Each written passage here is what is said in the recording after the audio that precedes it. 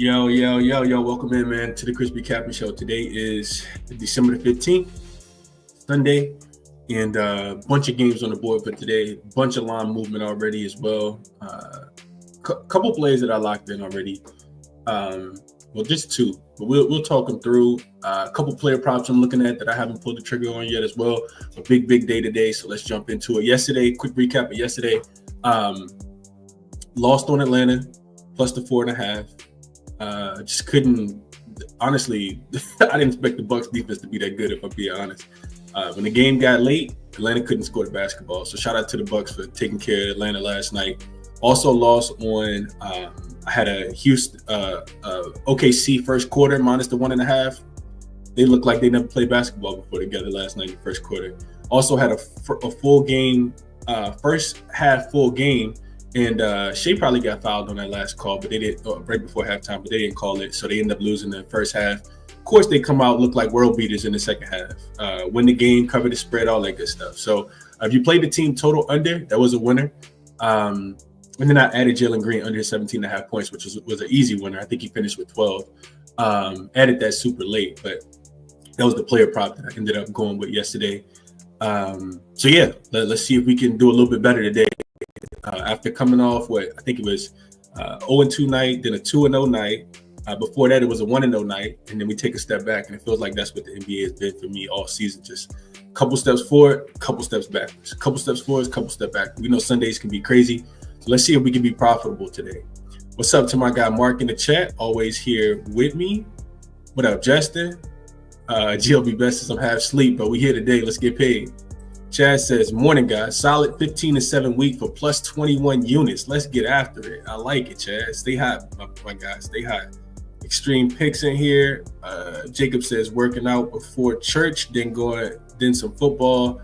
But here to hang. Appreciate you for being here as always, Jacob. What up, Marquise? He says, top of the morning. He got the Bucks minus 3.5. He liked it. DJ Prop says, tough to cap NBA motivation on the Sunday, but give me the Bills money line. People forget the Lions barely beat the Bears and struggle versus mobile quarterbacks overall. I actually want to do, I don't know if I'm gonna have enough time prop, but I want to do an NFL prop show today. I got a couple plays I really want to fire off on, what I really want to share today. If you guys watch the Sports Gambling podcast with myself and Munaf, I gave them out on Thursday. No, I gave them out on Friday, my fault. And some of the lines have moved a little bit, but I still like the lines. So I may end up doing a separate show today, just going through maybe a little bit of jaXon with a little bit of Outlier. We'll see how much time we got left. I'm going to try to get through these a little bit quicker today. What's up, Joe? Appreciate you for tapping in. Lightbearer here with us this morning. Charles in here with us this morning. Ricardo in here with us this morning. Dougie Bone says, no Lions disrespected on this fine Sunday. I mean, they do for some regression. They definitely do for some regression sooner or later. Let's jump into it for today. So, jaXon we'll start with, as we always do.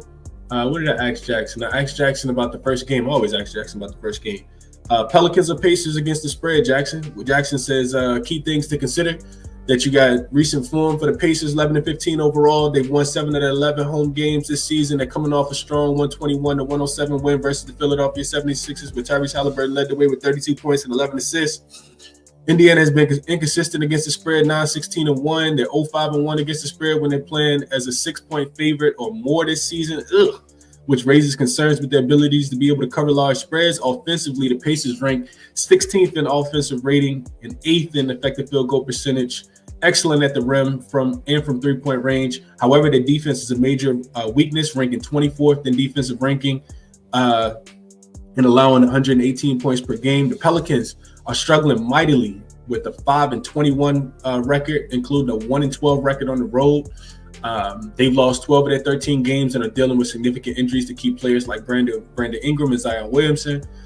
The Pelicans are 10-16 against the spread this season, 8-6 as an underdog of 6 points or more.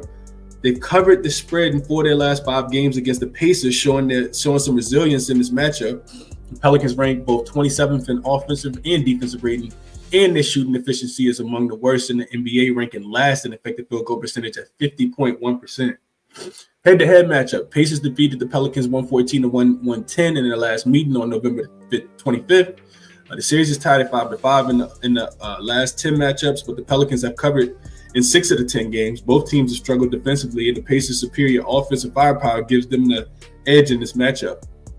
And got injuries. They got Brandon Ingram, Jordan Hawkins, Javonte Green, Jeremiah Robinson Earl, all listed as questionable. And he's just listed as questionable. Jordan Hawkins is out, I'm pretty sure. And Javonte Green, I think, is also out. Pacers, Ben Shepherd and Aaron Nesmith are out. The Pelicans' injury woes, particularly the absence of Ingram and Williamson, severely limit their scoring potential and defensive capabilities. So, recommendation: I recommend taking the Pacers -6.5. I can't do it. I recommend taking the Pacers -6.5 at Caesars, and here's why. Offensive advantage: the Pacers' offense, led by Tyrese Halliburton and Pascal Siakam, is significantly more efficient than the Pelicans. Indiana ranks 8th in effective field goal percentage, while the Pelicans are ranked last. The Pelicans struggles. New Orleans has been abysmal on the road, 1-12. In their injury depleted roster lacks the firepower to keep up with Indiana's high scoring. Recent momentum: the Pacers are coming off a dominant win over the 76ers, showcasing their offensive potential. Meanwhile, the Pelicans have lost 12 of their 13 games and are in disarray.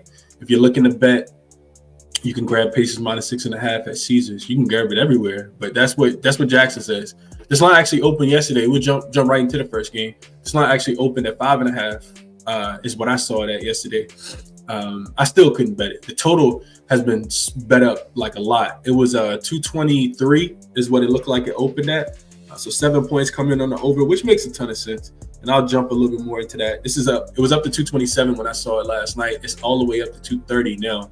Is what 231.5. So money's still coming in on the over, but the spread not really moving a lot, which makes a ton of sense. So if you look at the matchup, you got a Pelicans team that's jaXon just talked about them 1-9 straight up, 6-4 against the spread in their last 10 games. So they do got back-to-back covers against the Spurs and against the Kings the other day, but 3 straight losses. Indiana, this is a lone home game for them before they play Phoenix they go to Phoenix. I think they play on Thursday. It's a big rest coming up. Nobody plays on Wednesday. I think you got Cup game on Tuesday. It's a couple games tomorrow, but neither here nor there. A lot of teams off until Thursday is my point. They beat Philly by 14 as a 6.5 point dog on Friday night. And Pacers already gave you guys an injury report for both teams. Javonte Green is listed as questionable. The spot, I think jaXon mentioned this already as well, but Indiana is looking to avenge their 125-118 loss in New Orleans on November the 1st, which accounted for one of the Pelicans' 5 wins that they got on the season. So Indiana, they did win the first matchup back on November the 25th, 114-110. In New Orleans, they were laying 6.5 points in that game, didn't cover that spread, and that game went under 225.5. Of course, that game was played without a lot of the firepower for the Pelicans that they do have back in this game. So we talked about the Pelicans being 1-12 straight up, 3-10 against the spread on the road this season. The Pels haven't won on the road since October the 25th when they played in Portland. I don't know if you guys remember Brandon Ingram hitting that game winning shot. That was before Halloween. We're damn near at Christmas. It's been 2 more holidays since the Pelicans have won a road game. On the other hand, you got a Pacers team that's just 5-4 straight up, 2-7 against the spread as a home favorite, failing to cover 5 straight games at home as a favorite. So not a spot you really want to lay points with the Pelicans. I think you probably just grab the total 231. It feels like a high total. At this point, I probably just stay off the game if I did want to play anything here at all. I'm not laying points with the Pacers. There's no way possible. The Pelicans should be able to keep this game close. Did the Pacers find something? I'll tell you guys what happened in that last game that I don't know if it's sustainable or not, but the Pacers ran circles around the guards for the Philadelphia 76ers. The big men too, though. It was a lot of Tyrese Halliburton hitting a bunch of threes. I think he hit 4 in the first quarter. And then they never looked back. I mean, they were getting out and running. We talked about, the way that the Pacers could have some success. It was to be able to get out and run. And that's what they did. So when I went through the game yesterday, I'm being long-winded, but when I went through the game yesterday, you got some strengths for the Pacers in this spot. Indiana's weakness on defense is their ability to guard the three-point line. They really struggle. However, the Pelicans are shooting just 30% from the three-point line on the road this season. And in their last 5 games where they are 3-2 against the spread, they're shooting 28% from three. Not being able to knock down shots could absolutely hurt the Pelicans' offense a lot here. Indiana is going to try to push the pace the same way that they did against Philly 2 nights ago. Indiana is 11th in transition frequency, and that's important because the Pelicans are 28th in both transition in opponent transition frequency and transition points per 100 possessions allowed to their opponents. Pacers should be able to score in the paint. They're 8th in frequency, 11th in accuracy last 5 games, whereas the New Orleans Pelicans are 26th in opponent accuracy last 5 games. Sabonis just did whatever he wanted to Messi or Messi, I think I don't forget how you pronounce his name. Had a really big game. That could be Siakam, I think, in my opinion, in this game. So I actually want to transition over real quick and look at I want to show you guys a prop I was looking at in this one, and then we'll get back to it. So I'm looking at Trey Murphy specifically in this spot. I'm looking at his rebounds to go under. I always want to find me an under to take. So this is Trey Murphy's game log last 10. Well, actually for the whole 2024. You can see here I got Trey Murphy rebound prop. Is my mouse doing that? No, it actually isn't.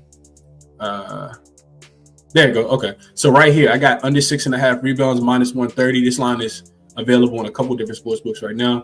But if you go down, you can see Trey Murphy has not been grabbing boards this year. He's actually only over the number twice this season, out of 11 games. So that's 85% hit rate right there. That jumps off the page to me. Just not getting a lot of rebounds. Even though if you come down, you can see that the rebound chances, they haven't really been there. 9-9, 6-4, 6. Like, this is a really great matchup because most people don't only grab about 50% of the rebound chances that they get. So he would need to be closer to about 13. And you can see that he hasn't had 13 rebound chances at all this season. So the minutes will be there. I did go through and look at this. He's playing damn near the whole game, 39, 38, 33, 33, 37. So I like this a little bit more than anything else.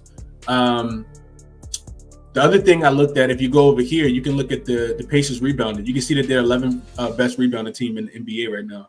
They don't give up a ton of offensive rebounds, tied for 14th. And defensive, they could do a little bit better there. But I think this is a solid matchup for Trey Murphy. The other thing is we're expecting the game to be high pace and a lot of scoring. That's going to limit the amount of rebound opportunities for Trey Murphy as well. So I like Trey Murphy. I put this on my short list. Have not bet it yet. Trey Murphy under his 6.5 rebounds in today's game is what I like a little bit more than anything else. So that's that. I'll transition back. Let's see. Yeah, I'll transition back here and go through a couple of the comments real quick, see what you guys are thinking about it. Let's see. Any thoughts at all on this game?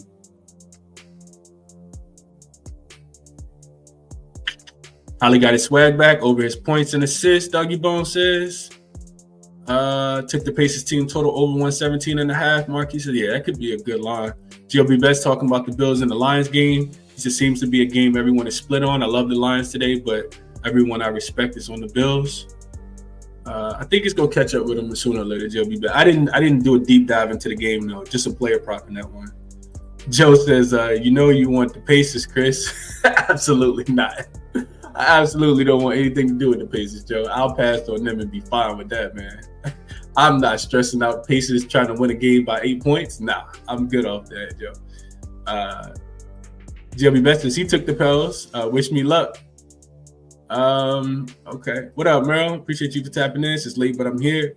Charles says backwood. He ain't touching it. Andrew says Indiana at home, bounce back, revenge, sign me up. Okay. Mark says, I want to bet against the Pacers out of spite, but I'll pass. Yeah, Pacers been doing Mark terrible, man. I don't know if I've lost any with the Pacers. Maybe once. But yeah, I've just been kind of sitting on the sideline with the Pacers, man. You never know what you're going to get from them. Don't want to see them as a favorite, I'll tell you that. What up, G421 says, guess the Bucks are taking the cup serious. No Hawks cover yesterday. Yeah, I think so as well. Good morning, Miranda. She says, I'm taking Obi Toppin points prop on this game. Okay, I wish I had this up when I had Outlier up, so I kind of looked a little bit deeper in that. But I could see Obi having a big game. Blue Magic says Halliburton about to get 30 again. Thinks he got his juice back. What's up, Mitchell? And dropping down says Pacers first half -4 might be a good look. For me, he says their last home game, they lost outright as 11-point favorites to Charlotte. They did. He says the fans were pissed. I don't think being up 2 possessions is a hard ask. And I could get behind that. I could definitely get behind that. So one more thing real quick, but then we'll transition to another game. I wanna share with you guys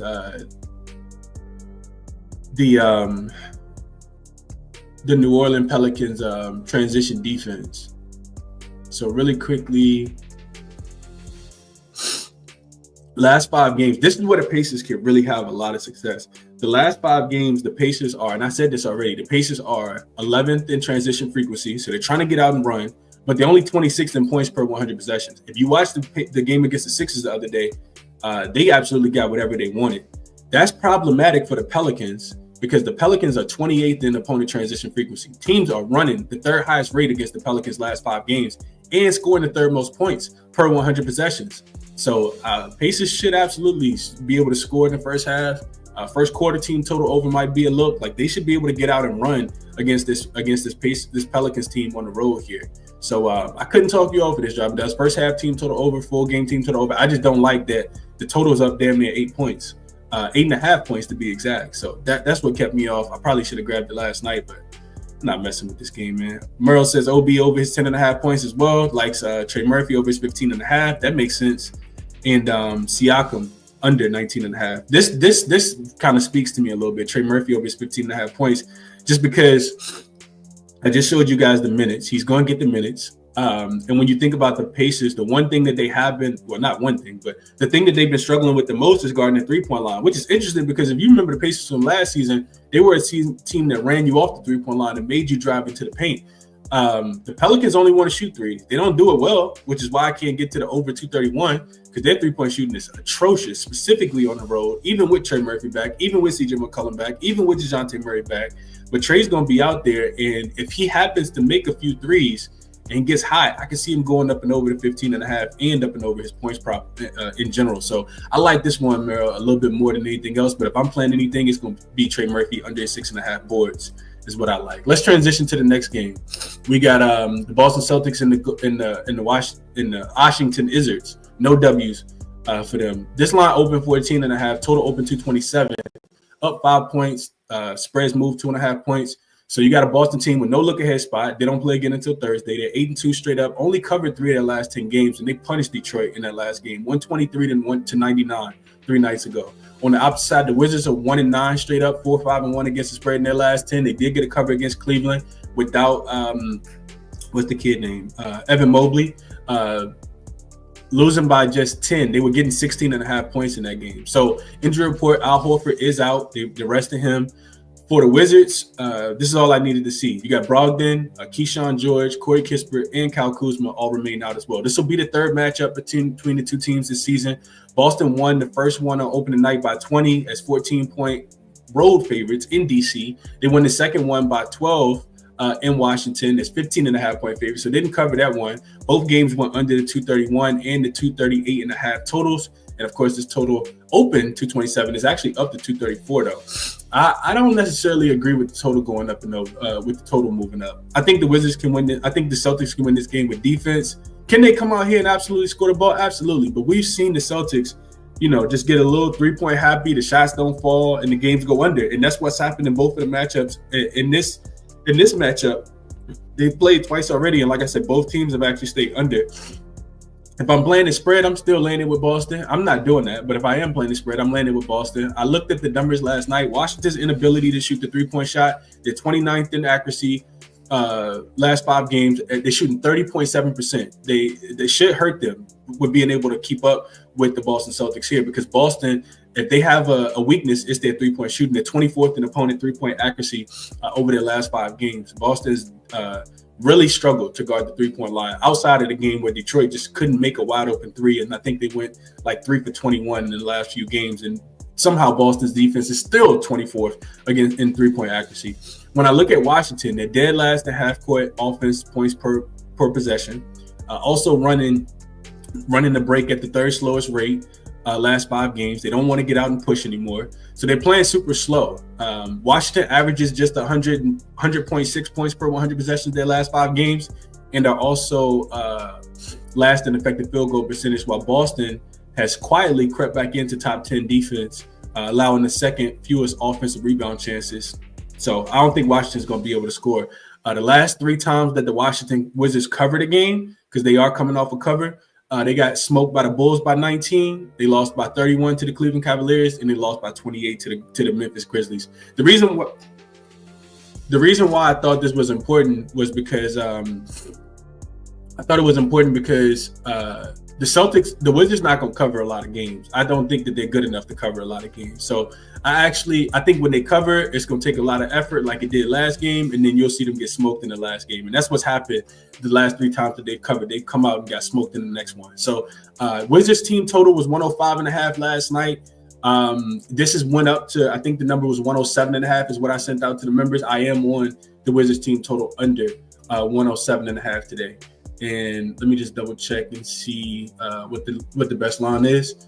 Oh wow, it's actually moving up to 108.5. FanDuel only booking FanDuel and Bet365 actually got a 108.5 for the Wizards. I think I sent out 107.5, but I like them both. I think Wizards have played the Celtics twice this season, and they had more firepower in the last game. I think the total is just going up because Boston's team total is going up. The full game is just going up. The Boston Celtics team total was 121.5. It's up to 125. It's actually up to 126 on most books. I don't think they'll need to score the ball that much in order to win this game. Boston also doesn't play fast. The Wizards aren't playing fast. Like, this doesn't scare me at all. Wizards team total under 108.5 would be the play here. They played twice already this season. They scored 96 in the first game. They scored 102 in the second game. So I like the Wizards team total under here. Let's see if you guys have any thoughts here before we keep it pushing. Ray says Jordan Poole under 23.5 points. Kendrick says any Peyton Pritchard points over, cash cow all season. I love it. The problem with Peyton Pritchard here, Kendrick, and it's not a problem. Peyton Pritchard is absolutely on fire. He had a humongous game. He had a double-double against Detroit the other day. I remember seeing that. The problem here is that the Celtics don't have anybody on the injury report. Jason Tatum didn't play last game. Sam Hauser didn't play last game. Those guys are off the injury report. The only person on it is Al Horford. So that scares me a little bit off of Peyton Pritchard. But, yeah, dropping down since Boston by 500.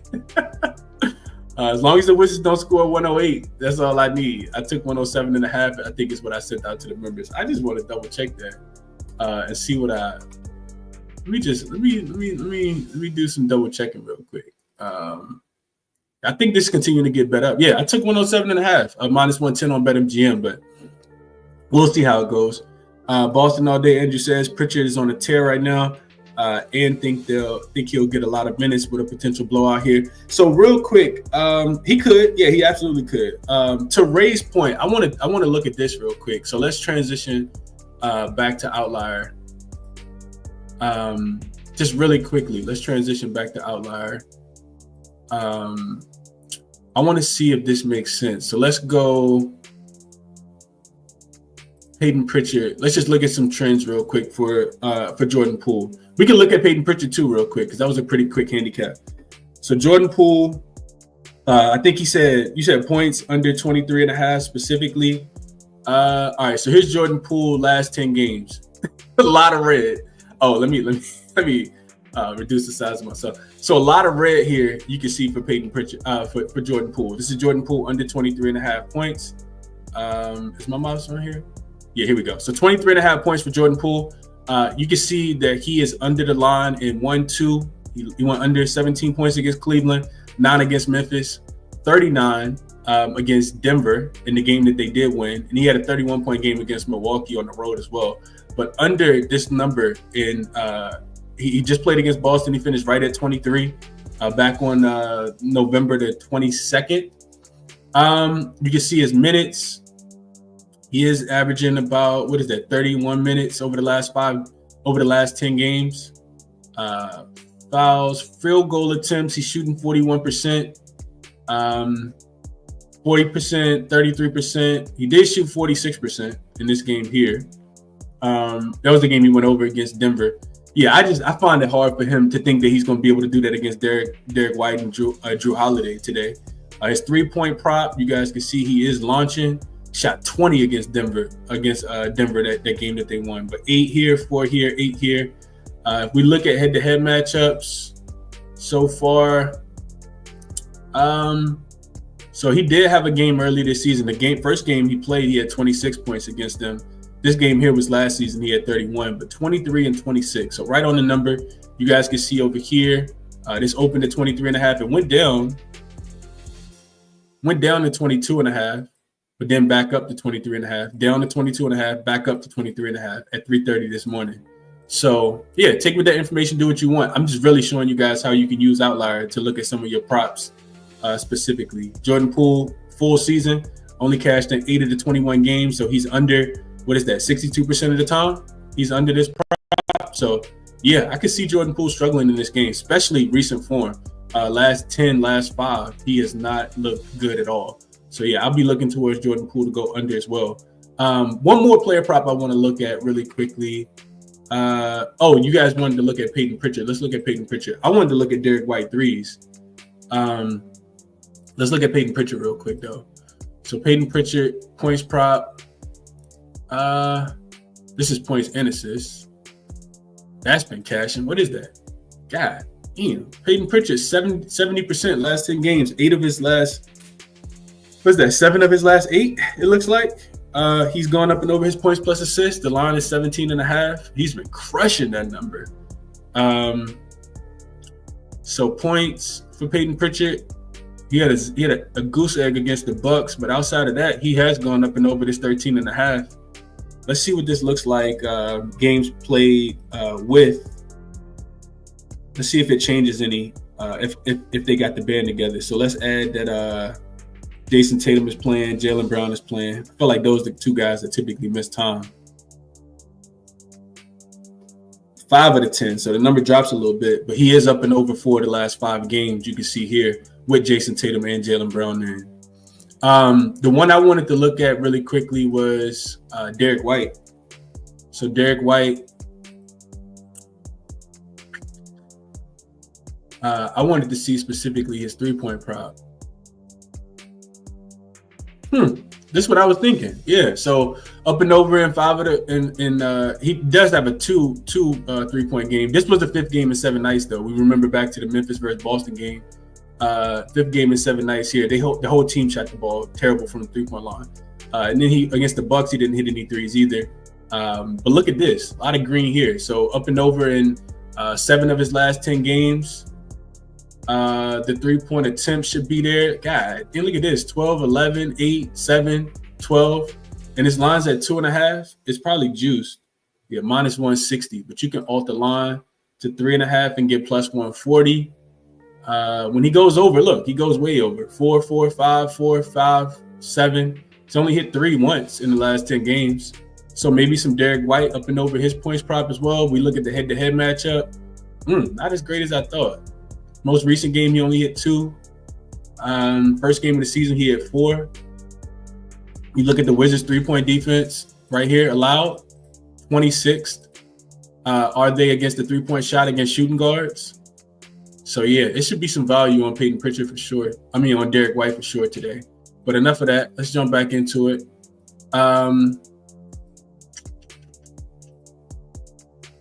Let's go through a couple of the comments real quick if anybody else added anything. I don't think so.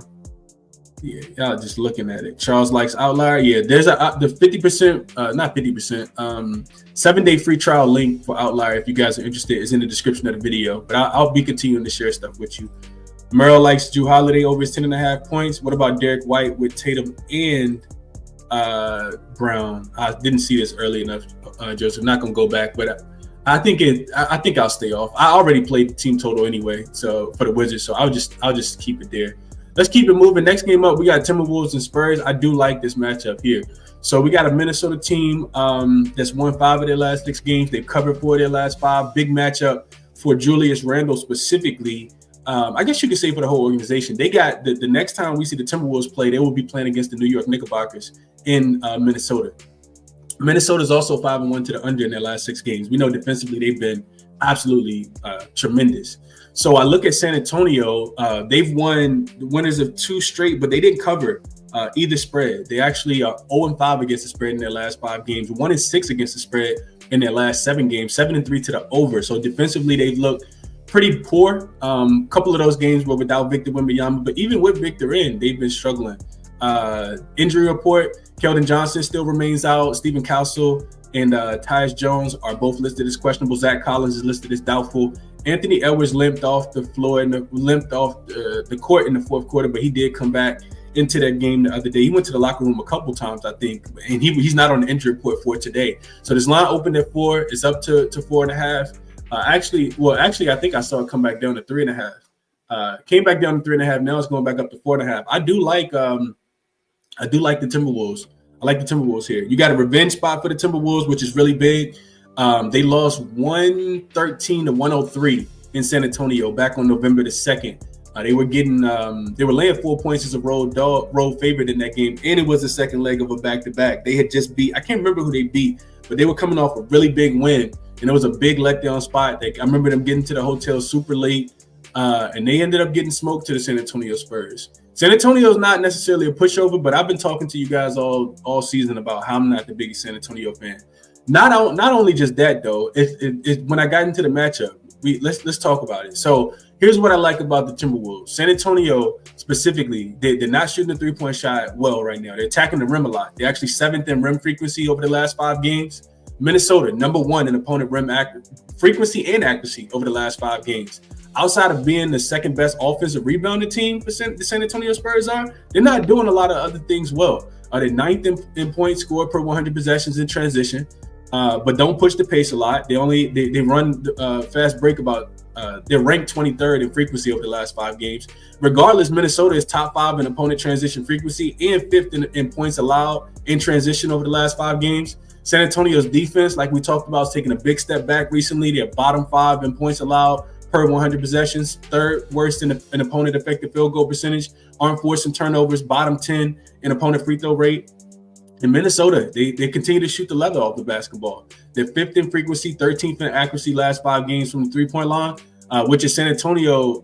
That's a deficit for them. They're allowing teams to shoot 40% from the 3-point line, bottom 5 over the last 5 games. San Antonio is also shooting the 6th fewest free throws, but Minnesota is allowing the 5th fewest. They're shooting the 6th most free throws. I'm sorry. So Spurs been going to the free throw line a lot, but the Timberwolves are allowing the 5th fewest free throws, so they're not fouling teams a lot. I think with the revenge factor, I think the way San Antonio has been struggling, they also used a lot of energy in that last game 2 nights ago to come back against Portland. They were down double digits in the fourth quarter. So yeah, I like Minnesota in this spot. I think that they continue to play the great defense that they do. I think they go in here and clean up the San Antonio Spurs. San Antonio has lost their last 2 games as a home dog versus the Lakers as well. I was going through and looking at some trends. They lost to the Lakers, lost to the Kings last 2 times that they were home dogs, both by 18 and 27 points. On the opposite hand, Minnesota has actually won back-to-back games as a road favorite. They beat the Clippers by 28. They beat Golden State by 17. So I do like the Timberwolves minus the 4.5 here. Do like the Timberwolves a lot in this spot. Let's see what you guys are saying here. I didn't look into player props in this one, but I do like the T-Wolves. Love the T-Wolves here. Let's see.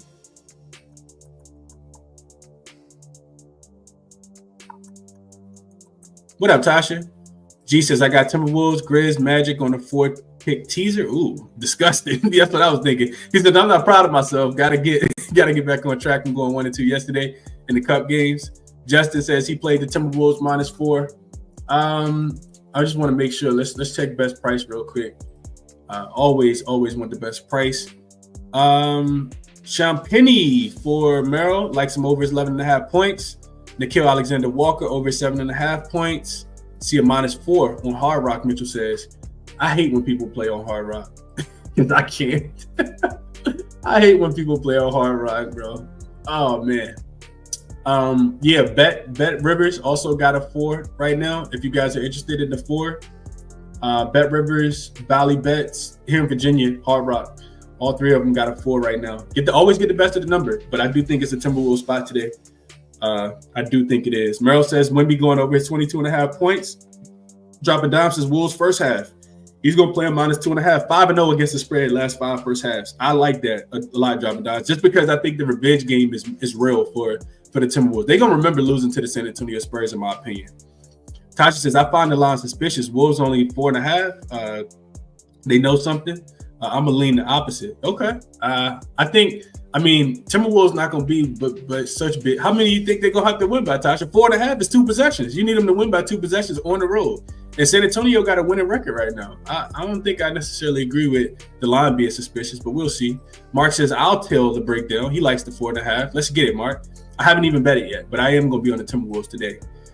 Rudy Gobert over 10.5 points, Merrill says. Gang playing NBA lights tonight. Timberwolves going werewolf on San Antonio, -5. T-Wolves to the full moon. Joe says, see the first half at -2 on DraftKings. Definitely get the better of the number. Always say get the better of the number. If you guys been around, y'all know I preach better of the number all the time. I see best number right now at 2, like Joe says, -105 on Bet365. I may even add Timberwolves -2. May even add Timberwolves -2 first half. Let me get a short list out real quick. Minnesota first half -2. I like it. Bet365. I love that you don't got to lay no juice. -105 is something I'm cool with. I do think that they had a lead at the beginning. San Antonio, I was reading the other day about the game against Portland. San Antonio has started the games off super poorly. I think it happened. I don't think it happened against Portland the other day, but they were giving up, I think, 33 points in the first quarter over the 5 games before that. So I do like I like that a lot. I like that a whole lot. Appreciate you for shouting this out. I think Drop a Dime said it first. Joe backing it up here. I like it. I like it a lot. I do think Anthony Edwards is a closer too, so I like that a lot as well. Let me just jot some of these down real quick. Make sure I don't forget them. Add them to the short list, so I don't got to do it later.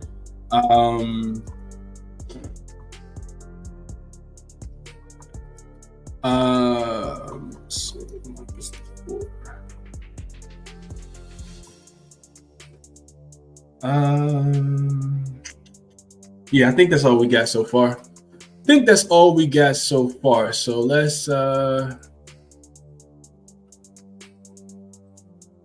all right, let's keep it pushing. Next game up, we got hold on, tomorrow. I got tomorrow in here. He says line might be short right now because of uncertainty with Edwards. So he's not on the injury report tomorrow. I did look into it. I checked the injury report last night. I know I don't play games unless I know who's playing.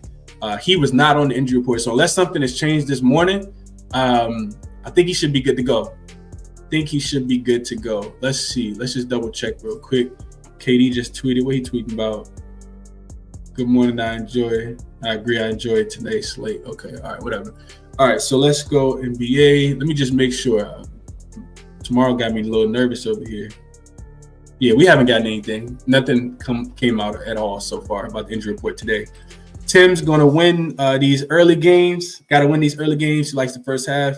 Like the 2. Joseph says he likes the 2. When you're dropping some merch, I like the hat. You can always reach out to me and get these hats, Mitchell. I always got these hats. I got a ton of hats. So yeah, just let me know. Shoot me a DM over on X or email me, and I can get you an order. Tasha says when the Wolves played the Lakers on the road, the line was 8.5 with all their players in, and now they're playing the Spurs and the line's 4.5. Makes me think Spurs. Okay, let me talk you off. Spurs are -4.2 in the first half margin of victories this year as well. 26, Joe says. So some more reason to like Minnesota early. I like it. I may even add first half. But I do like that a lot. Let's keep it pushing. This was a game that I did not even touch on. Matter of fact, let's come back to this game. Line moved, but we'll come back to that game because I didn't touch on that game. I did break this game down, though. Game that's moved a lot. If you like the Grizzlies, I hope you got in yesterday. This line was, you could have got a money line at -135 for the Timberwolves. For the Grizzlies. This line's all the way up to 4 now. This was at 2 yesterday, and it went up to 3. It came back down to 2. So let's jump into this one. You got a Grizzlies team that's red hot right now. 9-1 straight up, 8-2 against the spread in their last 10 games. They won 4 straight and have covered 4 straight. They hate the Lakers too. Remember, Ja Morant said that after the game the other day. So I don't think with the Lakers having their recent struggles, I don't think the Grizzlies gonna have any sympathy for them. who had sympathy for the Grizzlies last year when they were out Ja Morant, Desmond Bane, Derrick Rose, Marcus Smart, Jared Jackson Jr. Nobody cared about the Memphis Grizzlies. I think they're going to look at the Lakers and say, we don't care if LeBron playing or not. We out here trying to smoke the Lakers today. You look at the Lakers, been abysmal lately, man. 3-7 straight up and against the spread in their last 10 games. They lost in Minnesota, scored 87 points in that game without LeBron James. They played 5 of their last 6 games on the road, only have 1 win in their last 6 games. It came against the lonely, putrid Portland Trail Blazers. That's terrible. Injury report here. You do got LeBron James, who hasn't been with the team. He's been upgraded to questionable, so clearly he's somewhere around the team. Maybe he watched Bronny, score 30 points with the G League team and say, you know what, I might want to start playing basketball again too. I'm not sure. Zach Edey looks like he's listed as game time decision here. It's listed as questionable. He hasn't played in quite a while, Zach Edey. And Jay Huff, big component in my opinion, is also listed as questionable due to some left knee soreness. Jay Huff, shout out UVA. Jay Huff been killing, man. And Marcus Smart also listed as questionable here. Memphis is one of the teams with the most depth in the NBA, if not the most depth. I don't know who averages more points per game off the bench, but this is a team that is definitely strength in numbers, almost like the Golden State Warriors. Seems like 4.5 is not a number that I really want to lay. The Memphis Grizzlies are a lot better than the Lakers right now, though. Do the Lakers just magically get it back together? There is a path. I will tell you guys that. There is a path for the Lakers to magically get it back together. When I was going through the game yesterday, the one thing that stood out for me for the Lakers specifically is that the Memphis Grizzlies defense on the interior has been really, really bad. The Grizzlies have been smoking. They've been really, really good. Always come on here, keep it a buck with y'all. But that's the discrepancy for the Grizzlies. And the reason why there's such a big discrepancy is because the Lakers, we know they can't shoot the ball. On the full season, they're 18th in three-point frequency, three-point accuracy, 36%, and they're bottom 5 in shooting threes. They don't even shoot a bunch of threes. Last 5 games, they're actually shooting the 4th fewest threes.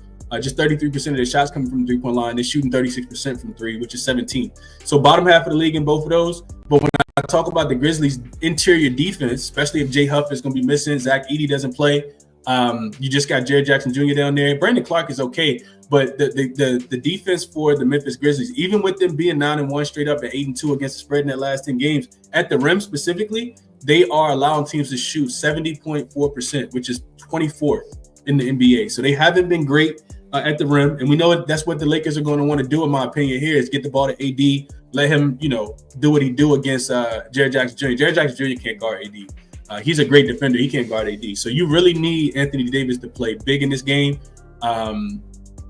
If you do like the Lakers here, I don't like the Lakers.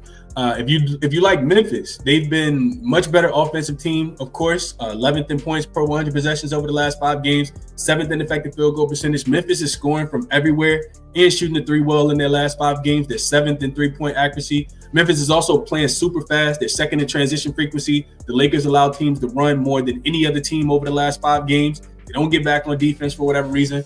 Lakers offensively are bottom 5 in points scored per 100 possessions, bottom 10 in effective field goal percentage, and Memphis is top 5 defensive rated team as well. Lakers have only been home dogs twice this season. The first time they're 1-1 straight up and against the spread in this spot. The first time came against the Minnesota Timberwolves, first game of the season. They actually won that game. And then the second time came against Oklahoma City. They lost that game by 8 points back on November the 29th. Memphis is also 5-1 straight up, 4-2 against the spread as a road favorite this season. They've covered 3 straight in this spot against Portland, against Chicago, and against Washington, scoring 134 points or more in all 3 games, which is why you see this total come all the way up. This opened, I want to say 230. Let's see real quick. Open 228. It's all the way up to 234.5 right now. I see 235 as well. So total going up. Memphis team total over. Couldn't talk anybody off, whatever they like in this spot. Not a game that I bet though. Let's see what you guys are thinking about this one. Didn't even really look into player props, but probably not going to, but just some thoughts there. Let's see. Justin says J Money sent members and said check on Edwards injury report for betting the Wolves -4.5. who he likes. Okay, I like it. Whenever me and Jay on the same side, I feel like it's a great side. Okay. T-Wolves and Anthony Edwards, like I said, Jay probably already know this. Jay know he be on the injury reports. Pretty sure he knows Anthony Edwards is off the injury report. Jacob says he got a -1.5 for -135 for Memphis. Ja over his points, rebounds, and assists. Merle says over 36.5. Blue Mama says, what about Bane assists? Maybe we can look at these real quick. I'll go back and look at both of those. Mark says was looking at MB and looks like Grizzlies is the side first half, but I like the Lakers team total under 114.5 better. Okay. So thinking that Memphis can lock up in this spot. Let's see. LeBron double-double. LeBron triple-double, Merle says. Mark says he's seeing Lakers team total at 115 now. Tomorrow says can't bet against the desperate Lakers. The fact the line opens so short is suspect in my opinion. Yeah, I think so. The line opened tomorrow before the LeBron news, I think, and then they got bet down. In my opinion, this line was at 2, but LeBron is listed as questionable. Which to me, if I'm speculating, I think Bron plays, but we'll see how it goes. We will see. Dropping Dime says, just announced that Thomas Bryant is available to make his Pacers debut today. The savior has arrived. We are winning the chip. Thomas Bryant, I think, is going to be helpful. So, some rim protection. We got to remember that the Pacers lost both bigs to start the season. Then they went out and got Moses and cut him. So, of course, clearly they didn't see what they wanted to see in him. Mitchell says, I ended up taking the 3 on Bet365. Davis over his first quarter points. I think if you like the Lakers, maybe you don't want to, take the points. And if you want to play a prop, I think AD has a big game today. I really, really do think this game goes through Anthony Davis. Adama been killing recently as well. Santi is nice, man. Santi is really nice. Grizzlies first quarter money line. Lakers lost the last 7. That's even more of a reason for the Lakers to try to come out with something early. But I know the Grizzlies not going to make it easy. Kendrick says if LeBron plays, I'm taking whoever he's defending points over, thinking that he's going to be rusty with all the days off. The days off typically do LeBron well. When he has a big, when he has a big rest, a whole bunch of days off in a row, that's when he typically plays a little bit better. Let's go back to Outlier real quick and look at a couple of these props that you guys are talking about. So I think who was first? We'll go Merrill first. He says Ja up and over his points, rebounds, and assists.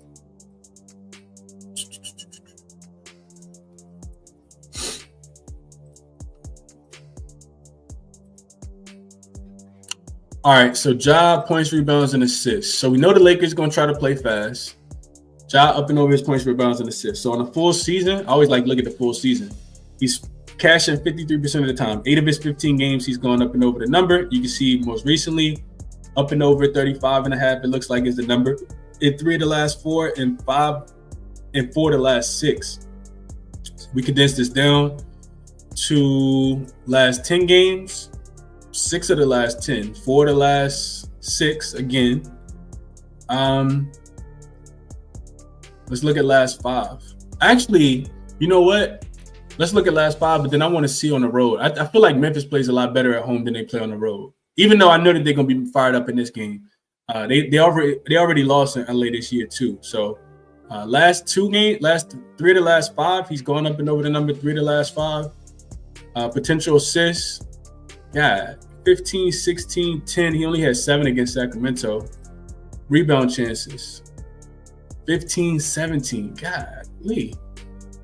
The Lakers are not a good rebounding team. We got to remember that as well. All right, so let's go head to head.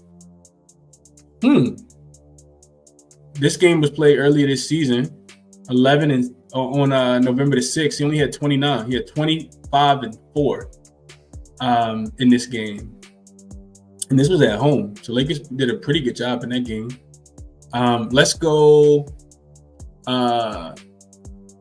road game specifically though. So if you click this little button right here, activate some more sliders. You can click here. It says show only away games. So in road games, Ja actually plays better.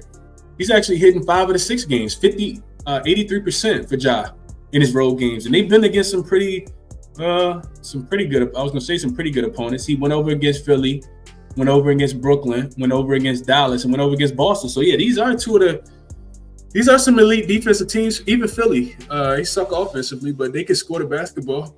I mean, they can play defense. Top 10 defensive rated team. All 3 of these teams are Boston, Dallas, and Philly. The Lakers are not a top defensive team. This opened 34.5, went up to 36.5, came back down to 35.5, back up to 36.5, back down to 35.5. So it's definitely you can see the battle in the market. A lot of people liking over, a lot of people liking under for Ja Morant on his points, rebounds, and assists. The next one was Bane assists. Blue Magic says. Let's look into Bane real quick. Mr. Desmond Bane. And you said, what you say? You said his assists. 5 of his 10 games. He's up and over 2 of the last 3, 3 of the last 5. It looks like. Let's look at the potentials. 16 against Sacramento. 9 against Brooklyn. I mentioned this Friday when I talked about liking Donovan Mitchell assists up and over 4.5 that cashed on Friday. I know that the Lakers are allowing the most assists. The Lakers and the Wizards allow the most assists in the NBA over the last 5 games. I'm not sure if that's going to show here or not.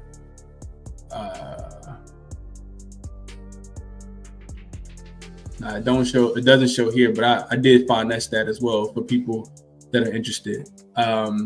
Let's look at Desmond Bane specifically on the road though. So this season on the road, under every single game, Desmond Bane has not had 5 assists on the road this season, which makes sense because Memphis offense is a lot better at home than it is on the road, in my opinion. Under every single game on the road, 0 for 6. That does not make me like it at all.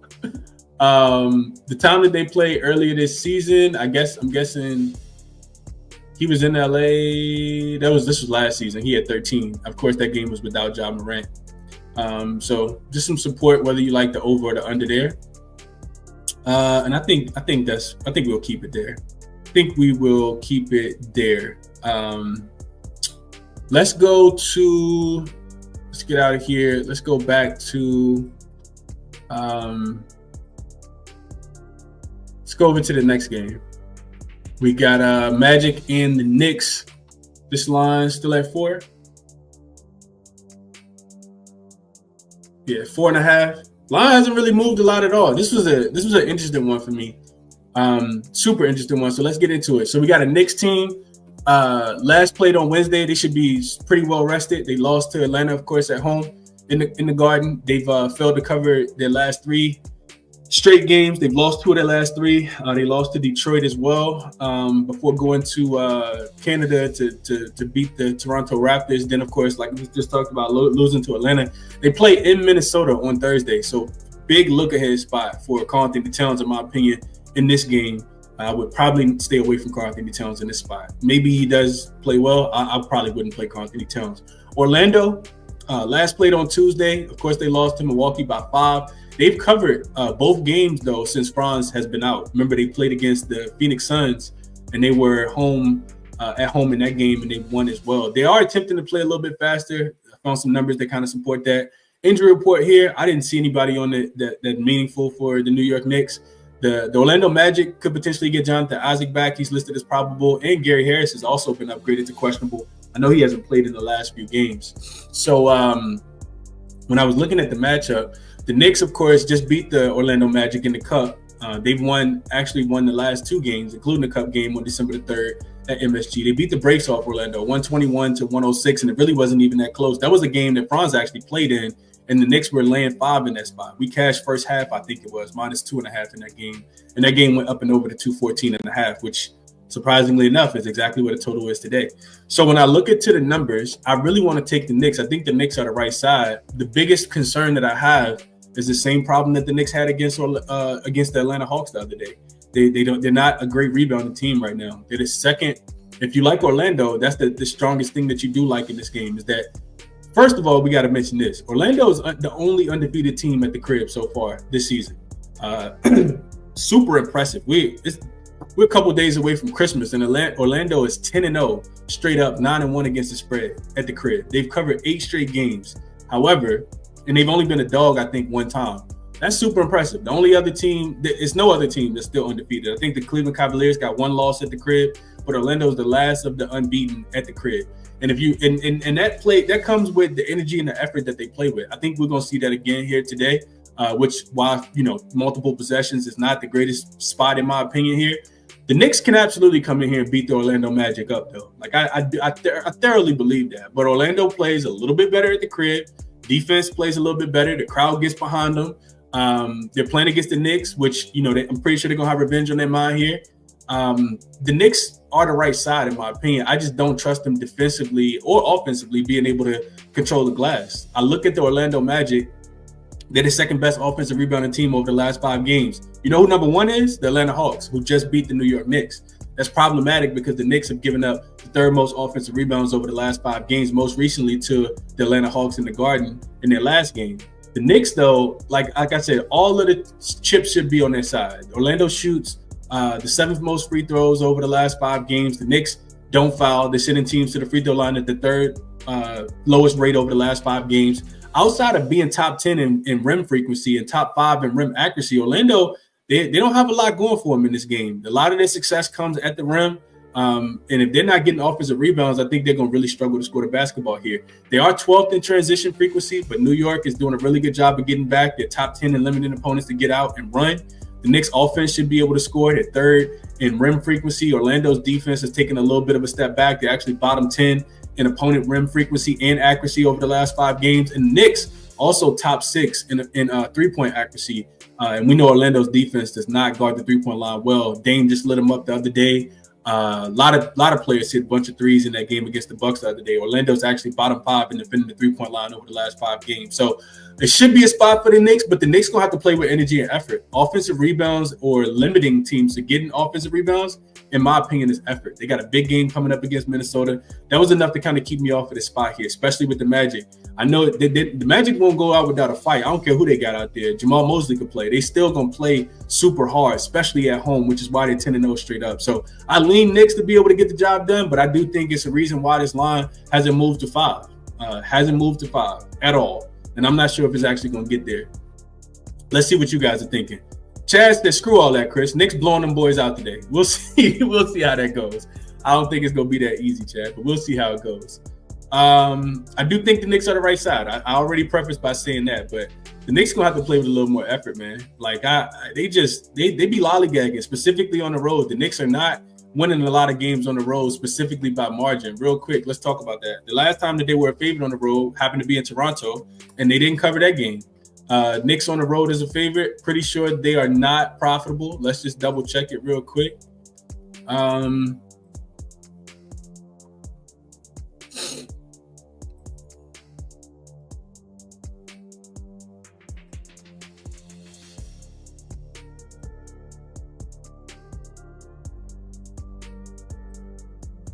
4-7 against the spread on the road as a favorite are the Knicks.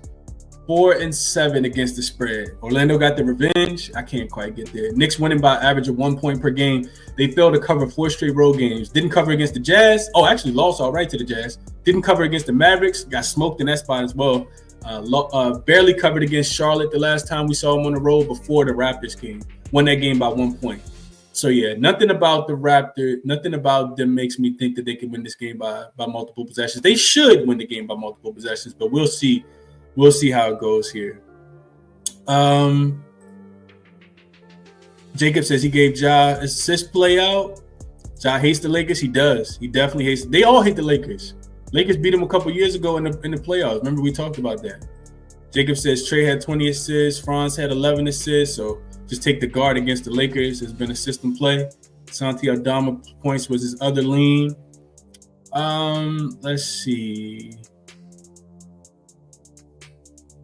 Suggs been going crazy lately. He has been going crazy. He absolutely been going crazy. Somebody got to go crazy, though. Mo Wagner over his 4.5 rebounds. Has been cashing. Pull up the stats, Merrill says. Joe says Knicks -4.5. Knicks bounce back after the Atlanta game. Last two games off a loss to Atlanta were 116-94 versus Milwaukee, and last year 98-74 win versus the Magic. Okay. OG over his 21.5 points, rebounds, and assists. Knicks team total over, Tasha says. Screw the Magic defense. She don't care. Knicks scoring the basketball today. Okay. Brunson, first quarter points. He dropped 20, 10, and 8 last three. Okay. Sauce gotta play here. Offensively capable teams will handle Magic without top two, Chad says. Okay. We'll see. We shall see. I thought Phoenix was going to be able to score the basketball too. They didn't. But we'll see how it goes. I just don't like Orlando. I don't like the Knicks enough to play it, but I do think that they should be the right side in the game. That's what I'll say, and we'll keep it moving. Jamrock says, is Orlando guard defense going to be worse since Suggs has to concentrate on scoring? Took Brunson points up and over. Okay. A lot of Knicks love in the chat. Tomorrow says if Knicks don't show something after Trey rolled the dice on them, that's a fact. I could agree with that. I think it should be a little bit more of an under game though. But we'll see how it goes. Who told me to pull up a player prop? Merrill says pull up Mo Wagner's over his 4.5 boards. It's been a wagon. Let's see what that looks like here, and then we'll keep it moving. We'll go to the next game. All right, so Wagner, we got Mo Wagner up and over his boards. I already kind of like Mo Wagner up and over his boards, honestly. It makes a lot of sense without even looking at it. Boom. He called it. Knicks, look at Knicks rebounding against centers, though. Fifth fewest rebounds allowed. Against power forwards, 10th fewest rebounds allowed. But even against the Knicks, he had 12 rebounds in that game. Now his brother's not playing. This makes a ton of sense in my opinion. Last 10 games, he's up and over 8 of the last 10. Merrill be finding the looks, man. -132 right now. So you do get a little bit of juice. Let me just double check this and see if it's available at a better price on another sports book. And then we'll keep it moving to another game. I actually like this, man. I like this a lot. I think this is a good find. He's definitely going to get the minutes. I'm going to go through and look at that as well. So -130 is available on Fanatics if you guys got Fanatics. But this is -150 on ESPN Bet. So definitely shop around, get the best of the number, man. -132 is available on FanDuel for people that are looking for Mo Wagner up and over his 4.5 boards. I'm going to write this one down too. I like this. Appreciate you, Meryl, in the chat. Just talked about the Knicks being a terrible rebounding team. Yeah, I like it. I like it a lot. 9 of his last 10, was that 6 in a row? Minutes should be there.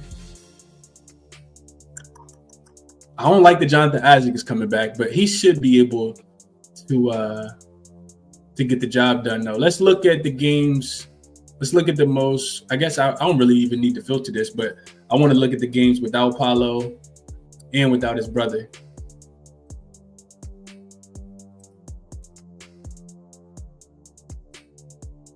So just the two. He had 6 against Phoenix and 3 against the Bucks. This game was at home too. We got to remember that. Rebound chances 9 and 7, minutes 17 and 19. You would think that his minutes would go up without his brother being there. I feel like he played less minutes. Either way, I like it though. Appreciate you for sharing this, man. Appreciate you for sharing this. All right, let's keep it pushing. Let's go to I think we got like 1 or 2 more games. Let's keep it pushing. Next game up, we got the Mavs and the Warriors. This is another game. This is the last game on the board. Another game that wasn't really interested in betting, especially without knowing the status of Steph Curry, who's listed as questionable. So I didn't dive into this one. I can really quickly. So injury report, Steph Curry is listed as questionable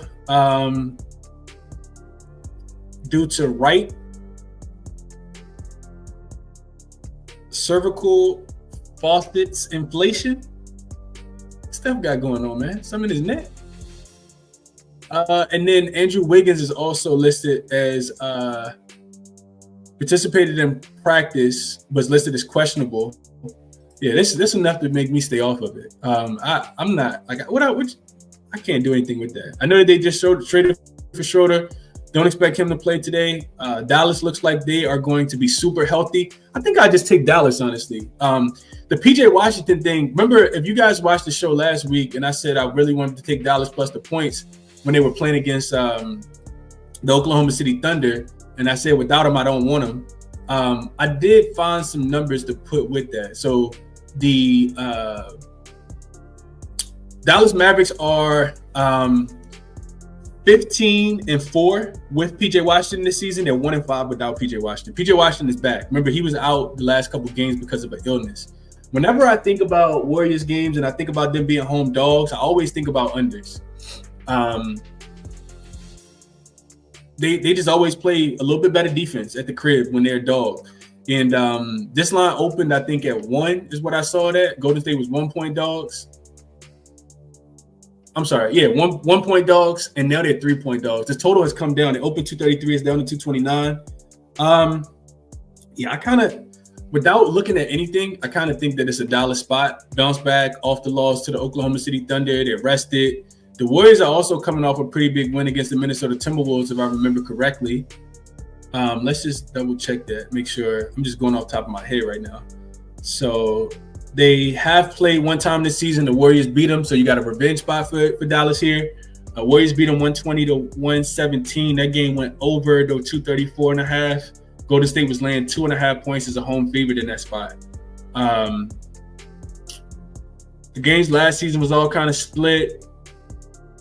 Oh yeah, you got Clay back in the Bay again.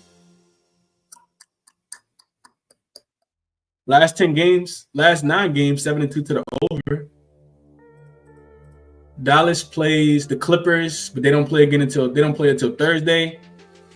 Fourth straight road game for the Mavs. Golden State, first game back home after losing to the Rockets. They probably are going to be motivated after that poor call that didn't go their way. They got the Memphis Grizzlies on Thursday in Memphis. They've covered 4 of their last 5 games, even though they're just 3-7 against the spread in the last 10.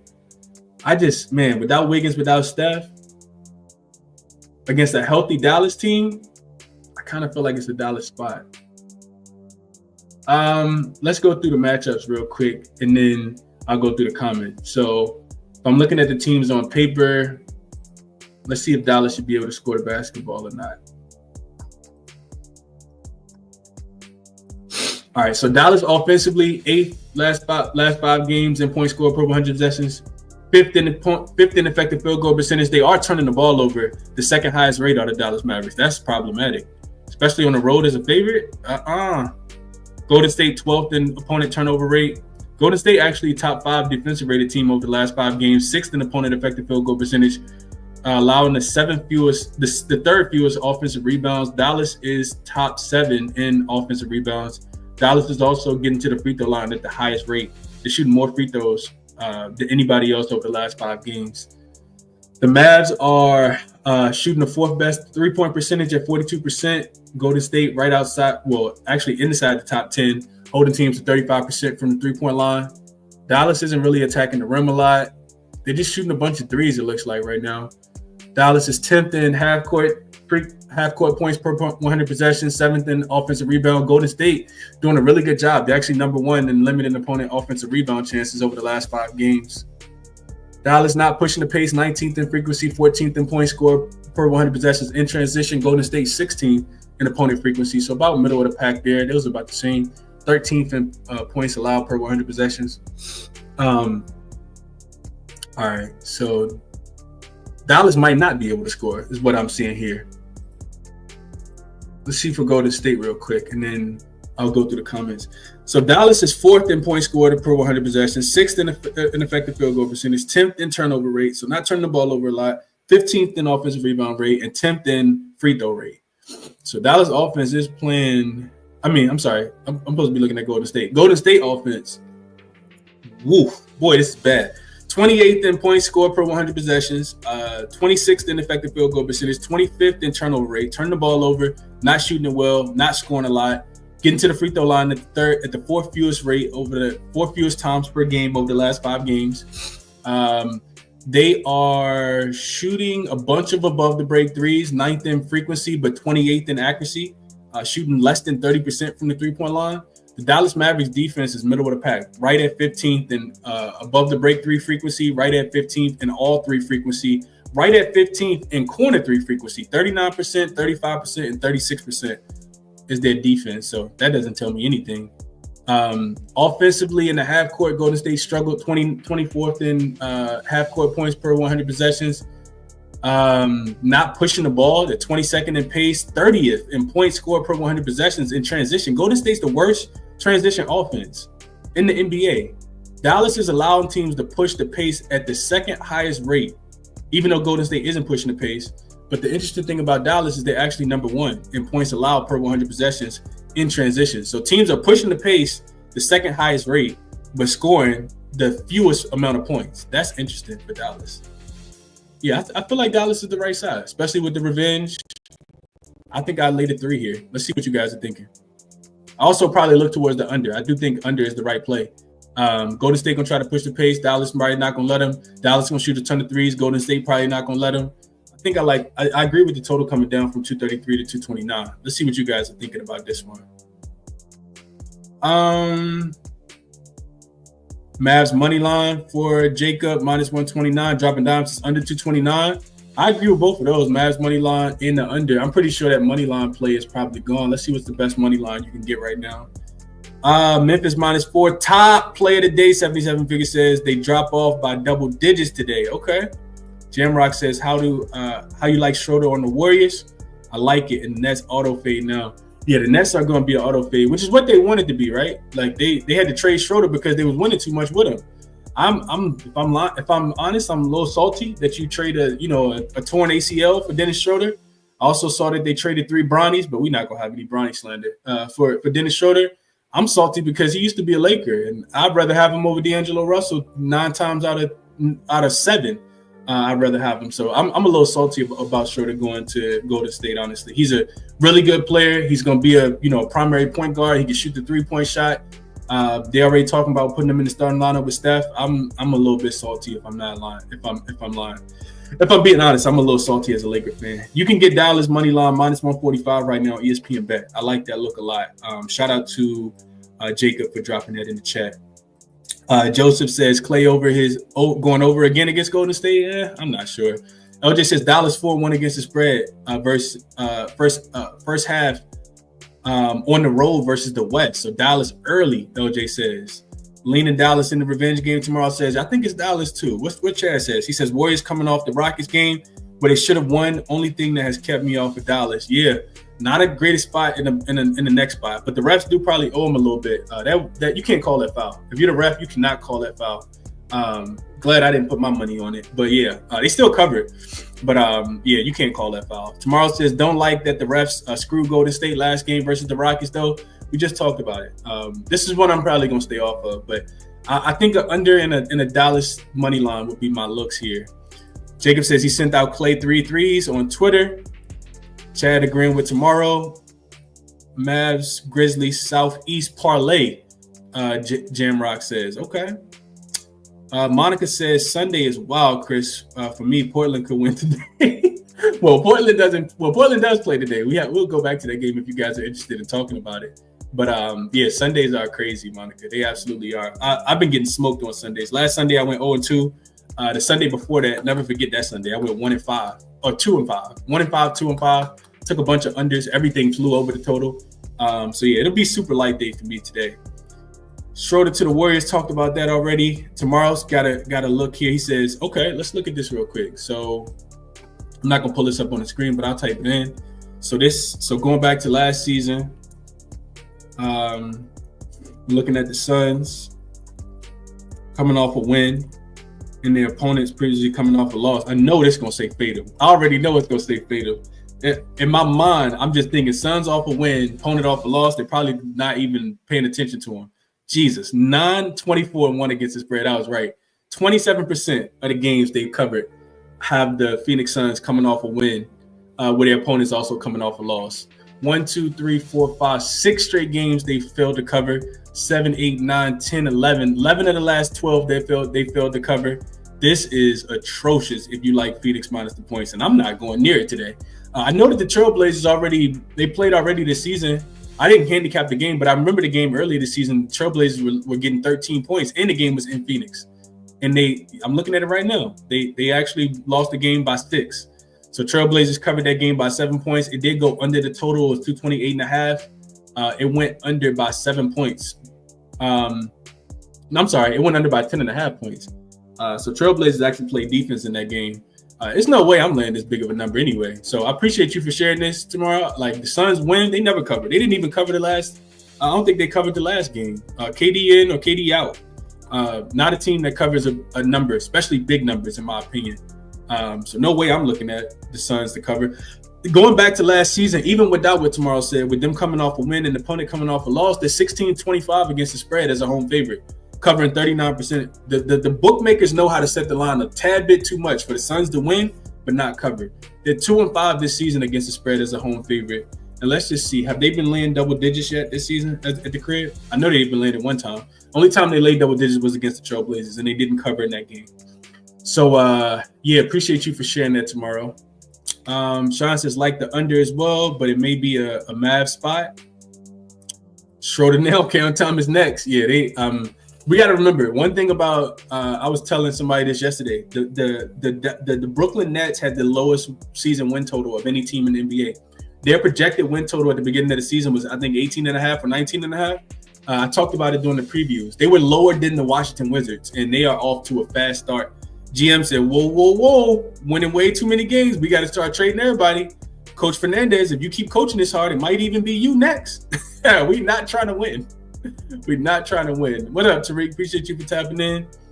I don't think Jimmy Butler going to the Warriors, in my opinion. I don't think Jimmy Butler fits the system of the Warriors. That's just my opinion. He comes from a very slow-paced, Eric Spoelstra style offense that doesn't have, the most movement. The Golden State Warriors, Jimmy probably not trying to even run that many miles a day at a Golden State Warrior practice, in my opinion. They play way too fast for Jimmy Butler to fit in. That's just my thoughts. And he don't like shooting threes. It's kind of like DeRozan going to the Kings, in my opinion. I'm not for Jimmy going to the Warriors if I want the Warriors to win. Let's see. Hope all is well. Stay away from the NBA on Sundays. You should do an NFL show instead on Sundays. I may even do an NFL show. We'll see how much time I got. It'll be a short one. I got like 4 or 5 player props that I want to share, though. Chad says Pelicans and Blazers, the only dogs he likes. On Sundays, for me, way too many favorites. Big Smoothie says top of the morning, Chris and chat. Peace and blessings. Right back at you, bro. So I know we didn't touch on, like I said, this game specifically. But what Tomorrow just said is my exact thoughts. What he put in the comments was my exact thoughts. No way I'm laying this many points. If I liked that many points, I would have laid it yesterday. The line opened, I think, at 9 or 10, I think. What was it? It was 9. It's up to 11 now. It's the consensus. Total actually opened 226, went up to 231, back down to 230 and a half. You would have to check the injury report. The Pelicans, not the Pelicans, the Blazers. You need some rim protection down there. They did get Klingen back. He didn't play that many minutes in the last game, but Robert Williams is still in concussion protocol. He was questionable in the game against San Antonio the other day. They did cover that 3.5. Ended up losing that game by 2 points. You do got, so I mean, whether he plays or not is big because that's going to limit Phoenix from being able to score in the paint. And of course, DeAndre Ayton, is he already out? Yeah, he got a little illness. He got a little cough and a little sneeze. He's not even playing in the revenge matchup. That's the player that I would have probably wanted to target with him going back to Phoenix today. So we'll see how it goes. Matisse Thybulle still out. Bradley Beal, boy, he can't never stay healthy. He worse than KD, man. Always listed questionable or out. Missed the game on Friday. Knee always swelling up. You would think Bradley Beal, LeBron James age, the way he got. Only thing they got in common is they got the no trade clause. But Bradley Beal, boy, he cannot stay healthy to save his life. Phoenix is only 13-11 straight up. So we'll see how it goes. With KD in, though, they are probably going to win this game. I don't know if it's going to be by double digits, though. I don't even know if they care to win by double digits. Last thing I wanted to check in that game real quick, because I'm not going to play it either way, but Portland has lost 5 straight games, it looks like. They failed to cover 4 of their last 5. Only cover they got came against San Antonio. They played Denver on Thursday, and the Phoenix Suns play the Indiana Pacers at the crib. So they about to start a nice little 3-game homestand for them after 4 straight road games. They actually did cover against Utah, covered that 6.5, winning by 8. Yeah, I don't really have too many thoughts and opinions on this one, though. Let's get into a quick recap.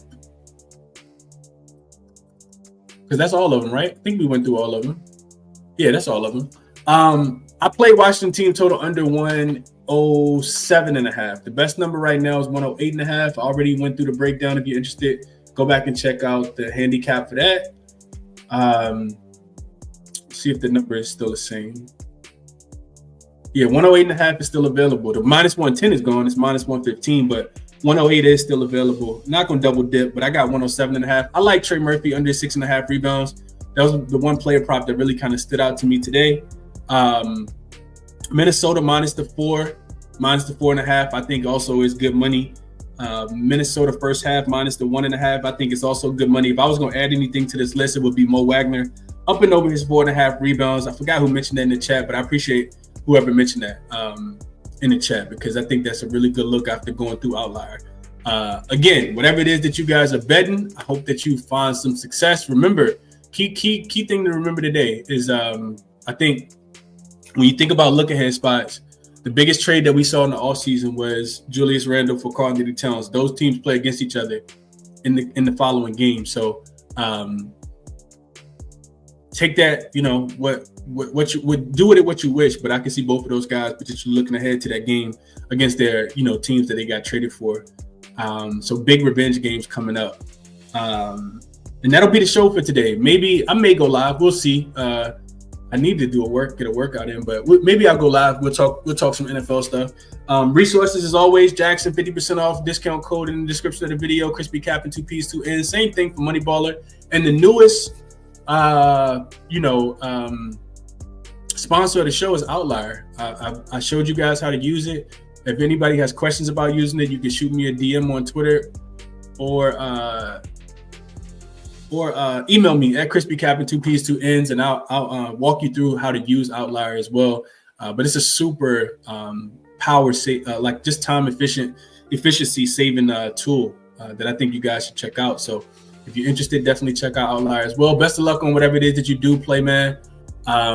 Hope you guys make some cash today. If I add anything, it'll be sent out to the members. Description of the video will get you a link to all my plays as well. Best of luck on whatever it is that you're playing on this beautiful Sunday, man. Enjoy NFL, enjoy NBA, and I'll catch you guys in the next one. I'm out.